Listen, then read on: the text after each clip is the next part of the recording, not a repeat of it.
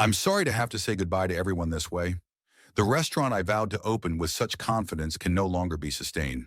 3 months ago, many netizens advised me against opening a restaurant, but I was determined to proceed. This restaurant truly isn't for me, and I'm closing it. We're closing. Starting today, we're truly closing. We borrowed 1 million yuan here and there, and within 3 years, we've lost it all. Yes, we're closing. After over 2 years of tireless effort, we've finally shut down.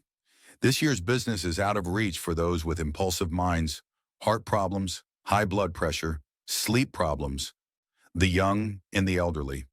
It's simply too difficult for anyone.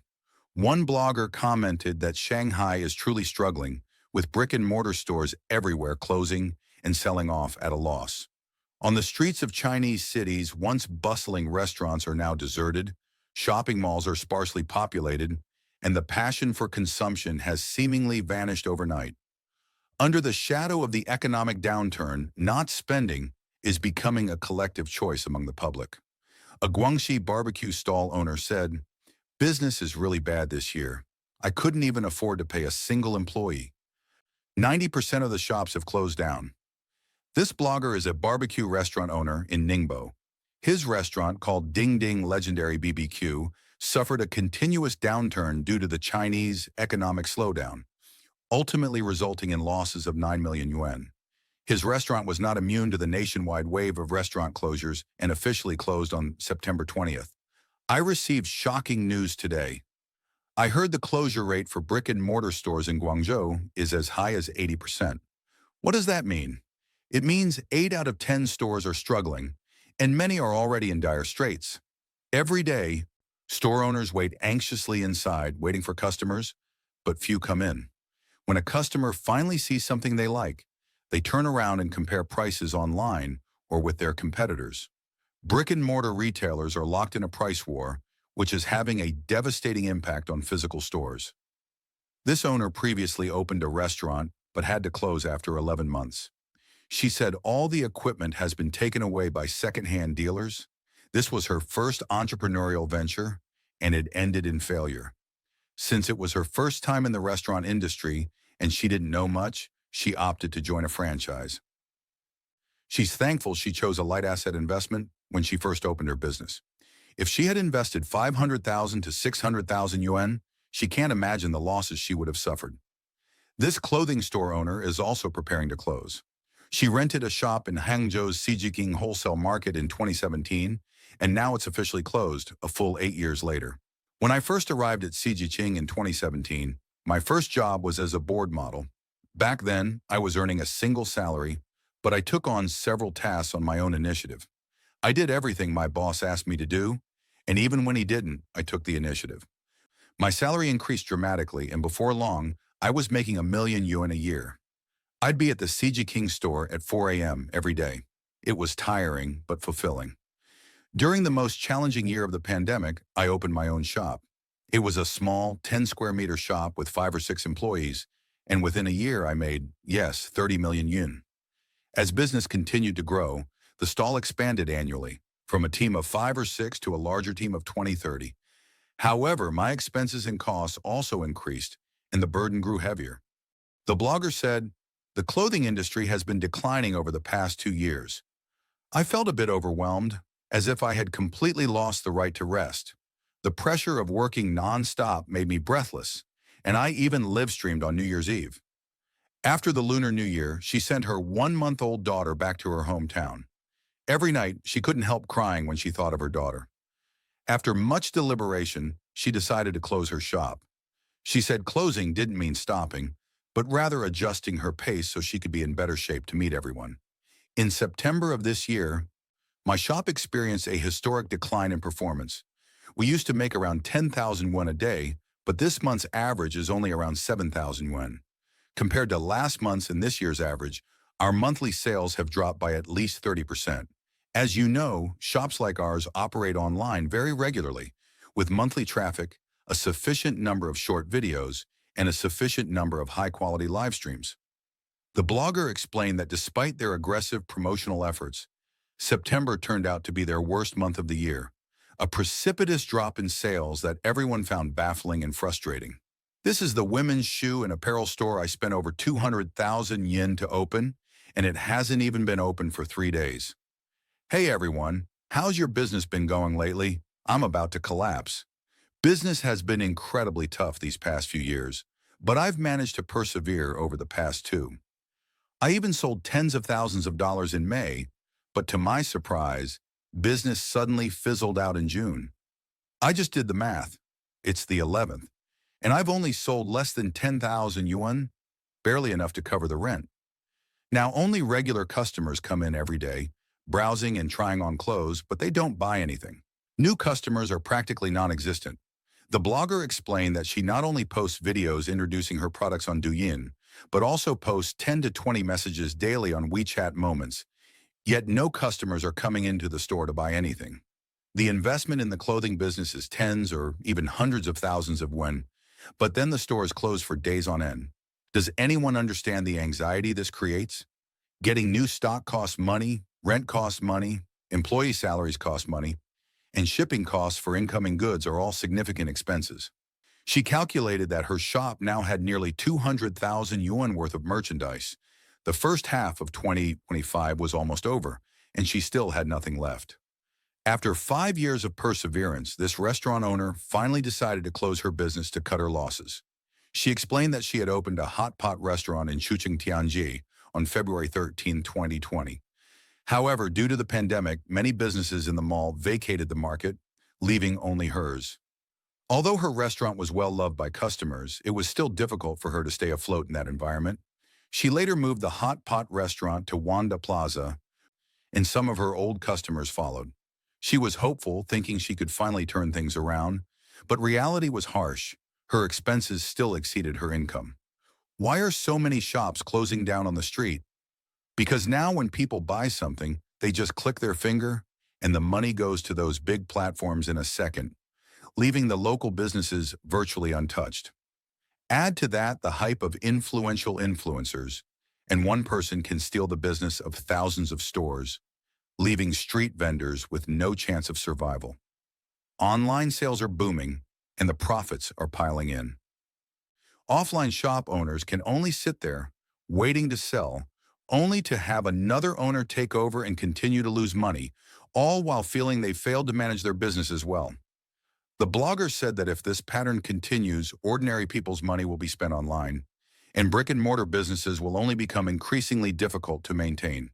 In Guangzhou, the collapse of small shops and restaurants has become a daily reality, with empty storefronts lining streets that were once full of life. But this crisis is not confined to Guangzhou alone. From Beijing to Shanghai, business owners are shutting down after years of fighting a losing battle against rising rents, falling sales, and the unstoppable rise of online platforms. The sound of metal shutters slamming shut has become the background noise of China's urban economy. Every week, countless families are forced to walk away from their dreams, leaving behind unpaid loans and broken hopes. The streets that once symbolized prosperity are now ghostly reminders of what was lost. Guangzhou is only the beginning of this larger unraveling. The same story plays out across China's biggest cities, Shenzhen, Chengdu, Wuhan, once hailed as the engines of growth, now filled with bankruptcies and desperate business owners. Shopping malls are half empty, restaurants are closing overnight, and even long-established family businesses are vanishing without a trace. The domino effect is spreading fast. One failed shop means suppliers, employees, and landlords all suffer. Social media is filled with cries of despair from people who invested their savings only to lose everything. This wave of collapse is more than an economic downturn. It's the fading heartbeat of urban China. The unraveling of Guangzhou mirrors the unraveling of a nation's fragile economy. China's economy is no longer standing on solid ground. The wave of bankruptcies, mass layoffs, and collapsing consumption shows a system that is rapidly unraveling. Once prosperous cities now struggle with empty streets, shuttered shops, and homeless workers.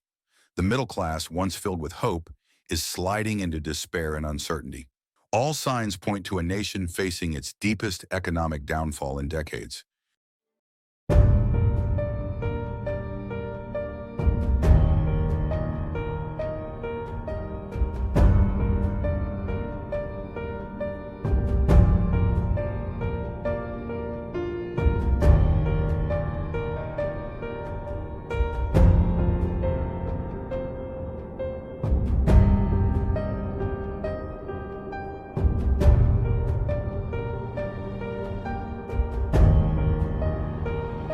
It's all covered in today's China Truths.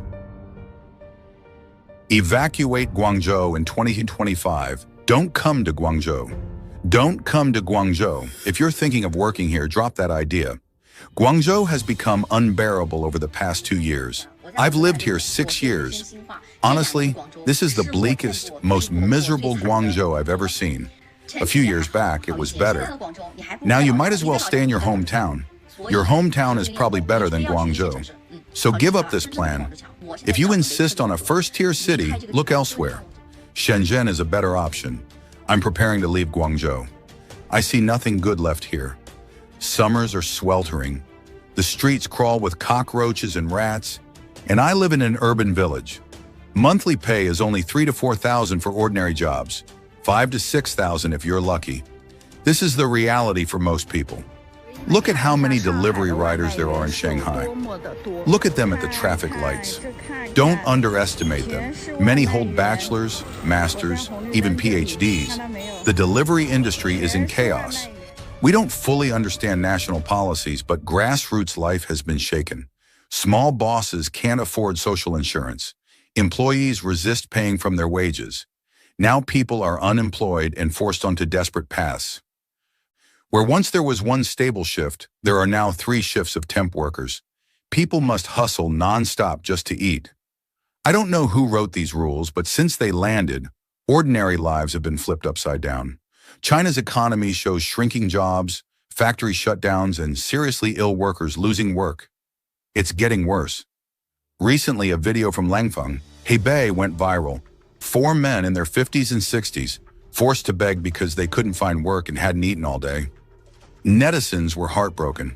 In the clip, the 4 uncles sat with hollow faces, preparing to eat. A woman filming said people waved them away. One uncle said he'd been job hunting all day, but at over 60, nobody would hire him, and he had no money. He even slapped his own face, saying, "I don't care about my old face, just give me a bite." The woman bought them bowls of noodles, but the video sparked wide discussion. People felt deep sorrow for grassroots lives. Many said you can't eat unless you're desperate now. Others sighed for young people struggling to get jobs. Rural job seekers really do face not finding work or food in the city. It's hard for everyone. I'm in such a bad place that I even think about selling blood to pay debts. I don't have the courage to keep living like this. Do you know that now 90% of Shenzhen's street shops lose money, 5% break even, and only 5% make profits? Don't be like me. Go check it yourself. This year, physical stores rarely have dedicated staff. One person does the work of 2. Women are forced into men's roles. Men push beyond limits. What kind of boss expects this? You need to be superhuman. Bosses behind screens? Is your shop like this too? I work as a loan intermediary, so I have to tell you the real situation in Guangzhou. Some companies haven't paid wages for 2, 3 months, even half a year. Worse, some staff were at work one day and that night got a group message. The company dissolved, you're fired. True story. A client told me his employer never announced layoffs. They just piled on impossible tasks. If you can do it, do it. If not, leave. The children's playground next to our office inside the mall skipped out on me again. I'm owed over 1,000 yuan. That's the 2nd time this month. The barber I was owed by ran too. I feel ruined. My factory closed, bankrupt. My house mortgaged me for over 1 million yuan. My once happy family collapsed. I'm left a single mother, drowning in debt. After falling into poverty, I finally understood what it means. In the mountains, wealth brings relatives. In the city, poverty leaves you abandoned. A fallen phoenix is not even as good as a chicken. Last year, I came to Ma'anshan with 2 million yuan and opened 2 discount supermarkets. In less than a year, the money was gone, and survival became impossible. What about this year? It's even tougher. When the stores first opened, daily sales reached 20,000 yuan. Now, just a few thousand, barely enough to cover rent. In 1983, I was 42 years old, unemployed for 8 months, and my life was a wreck. I had achieved nothing. No house, no car, no family. Still renting in Beijing, still single. Other people at 42 have children laughing beside them. a husband's shoulders to lean on. My 42? I live alone in a rented room. Job hunting robs me of sleep. Endless nights filled with anxious thoughts. China's economy is collapsing, not only for the young. Middle-aged people, too, are being thrown into unemployment. On social platforms, countless voices cry out about middle-aged layoffs and the crushing weight of survival. I was born in 1975 and became unemployed this year. Today marks my 18th day without work. Fear consumes me. I've cut my spending to nothing, but the family still needs food. The kids still need school. Every day I spend more than I earn. On top of that, there's the mortgage and car loan. I won't last long. My health is failing too. My days and nights are reversed. I can't get up in the morning. I feel like I've aged 10 years overnight. I hardly speak to my wife and kids anymore. I'm afraid my words will drag them down. My wife is already drowning in anxiety. Until now, everything in life seems stable. We never imagined this. I reached out to friends in my industry for job leads. None replied. Other industries, I know nothing. At this age, I have no advantage left. Do I really have to start delivering food or driving Didi? I'm terrified. Xinyuan Road in Chuansha has a prime location, yet all the shops are shuttered, empty. I'm the only one left. Beef soup stalls are gone, dumpling shops gone, rib stalls gone. Even sesame cakes and fried dough sticks are no more. This is the street I see now. Foshan's manufacturing belt is collapsing too, all tied to the real estate crash. Factory bosses are in misery. Nearly 100 factories go bankrupt, and only 40 to 50% survive each day. The ones that survive? They're extraordinary just for hanging on. I've seen it firsthand. One client once rented 24,000 square meters. Last year, he downsized to 10,000. This year, he begged me for just 3,000 to 5,000. That's how bad it is. They once built 20,000 square meter factories in batches. Now, I myself have been laid off. I thought a company with 210,000 employees and over 100 billion in annual revenue was stable. I planned to retire there. But in my third year, I was suddenly kicked out. My landlord was kind. I told him I'd been laid off, and he immediately promised to refund my deposit. Hi, everyone. I'm a fresh graduate from the class of 2024. I've been unemployed at home for half a year. Last night, I scrolled recruitment apps until dawn, my fingers numb. I submitted accounting applications with top scores, even a manuscript near perfect. Every response, either silence or rejection. I even accepted a humiliating 1,500 yuan transfer job. I hold a first-class scholarship, scored above 90 in all my majors. Yet they dismiss me with, all fresh graduates are like this. China's economy is in freefall. Industries are collapsing, shops shuttered in rows. Business owners everywhere are drowning. College graduates are forced to hustle small side businesses. Families can't even afford meals. Analysts warn that public anger is boiling over. Society is sitting on a volcano's edge, and the eruption may come at any moment. All the stores in this row are closed. In Pingzhou, Shenzhen, shops once worth millions can't even be rented now. All that money is gone. The nightmare for migrant workers is here. Jobs vanish. Fail in Guangdong, they run to Zhejiang. Fail there, they go to Jiangsu. Still no hope. They drift like headless flies. Countless workers search daily, lost and desperate. A month of job hunting brings only low pay, night shifts, harsh work, or rejection for being over 40. With no options, many survive on part-time gigs, barely escaping starvation. 1.4 billion Chinese are crying. This isn't exaggeration. It's fact. 85% of households earn less than 50,000 yuan a year. 936 million people live on less than 2,000 yuan. They're not living, just barely surviving. My hometown friends still pretend life is thriving, but business has collapsed into nothing but online shops and online loans. Media sells only fake dreams. Real happiness? Just an illusion now. You're not the only one who can't make money. No one can. Just look at my comments. Those so-called millions in Douyin accounts, those luxury cars and mansions, all filters and lies. Don't believe me? Look around you. How many friends actually get their wages on time? How many small bosses are truly living well today? And here's the most shocking part. Chinese workers are eating feed. Yes, feed. It's surreal but real.